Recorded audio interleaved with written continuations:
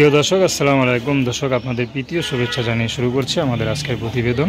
তো দর্শক, দেখতেই পাচ্ছেন আমাদের সামনে এক আপু দাঁড়িয়ে আছে। আমরা তার জীবনের গল্পটা শুনবো, জানবো আপু কেন আমাদের ইউটিউবের মাঝে আসেন, তিনি কী বলতে চান, তার কী উদ্দেশ্য। আপু আসসালামু আলাইকুম, ওয়ালাইকুম আসসালাম। কেমন আছেন? এই তো আছি, আল্লাহ রাখতে পারে। আপু আপনার নাম কি? রুমি। রুমি, খুব সুন্দর নাম, দেখে তো মাশাআল্লাহ বেশ সুন্দরী। তো রুমি আপু, আমাদের ইউটিউবে কী উদ্দেশ্যে আসলেন? আসলাম ভালো একটা মনের মানুষের জন্য। ভালো মনের মানুষের জন্য? কেমন মানুষ চান? যেমন হোক, যে ভালোবাসবে, পাশে থাকবে সারা জীবন, ছেড়ে যাবে না কখনো। আচ্ছা, তো আপনার বিয়ে শাদী হয় নাই? হ্যাঁ, হয়েছিল। তো আবার বিয়ে শাদী করতে আসছেন কেন? বিয়ে হয়েছিল, ডিভোর্স হয়ে গেছে। ও, কেন ডিভোর্স হলো কেন? আমার ভালো লাগতো না, টাকা পয়সা দিতে পারতাম না, এই কারণে। আচ্ছা আচ্ছা, পরিবার আর কে কে আছে? পরিবারে মা বাবা ভাই বোন সবাই আছে। বাবা কি করে? তাদের সাথে আমি থাকি না। আলাদা থাকেন? কাকে নিয়ে থাকেন? থাকি এক আঙ্কেলের বাসায় ভাড়া থাকি। তো কি আর মেয়ে সমস্যা না? না, তারা নিজের মেয়ের মতন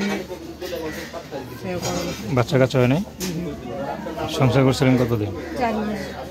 ও, তো এখন কিভাবে চলতেছেন, ঘর ভাড়া কিভাবে দেন? নতুন বাসা বাড়িতে কাজ করতেছি, সেলাই মেশিনের কাজ জানা আছে। তো মেশিন ছিল, ওটা বিক্রি করে খাওয়াই দিচ্ছি, তারপরেও তার মন ভরে না, এই কারণে ছাড়ি দিয়ে চলে গেছে। আচ্ছা, তো এখন যদি মনে করেন আপনার তো বিয়ে হয়েছে, বাচ্চা কাচ্চা না হইলেও বিবাহিত, তো এখন যদি কোনো বিবাহিত পুরুষ আপনাকে বিয়ে করতে চায়, আপনি করবেন? কোনো বিবাহিত পুরুষ যদি আপনাকে বিয়ে করতে চায়, আপনি করবেন? অবশ্যই করবো। সে যদি কষ্ট, সেও তো কষ্টের মানুষ। বিবাহিত পুরুষ একটা মেয়ের বিয়ে করতে চায় কম কষ্ট করে? আচ্ছা, কোনো কষ্ট থাকে, অনেক কষ্ট পায়, সেই কারণে তো বিবাহিত পুরুষ আরেকটা বিয়ে করার জন্য সিদ্ধান্ত নেয়। আচ্ছা আচ্ছা, ভালো কথা বলছেন। তো আপনার সাথে কীভাবে যোগাযোগ করবেন? আমার নাম্বার আছে। নাম্বার কিমো আছে? না। তো দর্শক, আপনারা রুমি আপুর কথা শুনলেন। তো তার নাম্বারটা হচ্ছে 0131936132। আমি নাম্বারটা আবার বলছি, 0131936132। তো দর্শক, প্রেম ভালোবাসা, সাহায্য সহযোগিতা, বিয়ে শাদী করা একান্ত আপনাদের ব্যক্তিগত ব্যাপার। তো আসুন আমরা 5 ওয়াক্ত নামাজ পড়ি, সর্বদা দেশের সেবা করি। আসসালামু আলাইকুম।